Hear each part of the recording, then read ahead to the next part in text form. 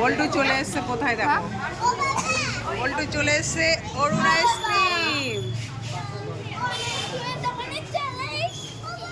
কি মজা করছে দেখো এখানে।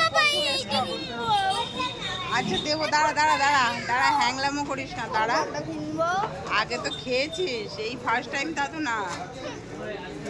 এই দেখো এখানে বড় বড় ক্যান, এগুলো নেবা? হ্যাঁ কি রে, একদম গোডাউনে চলে এসছে, বড় গোডাউন। কোনটা খাবা? স্যান্ডউইচ? স্যান্ডউইচ শেক খাবা?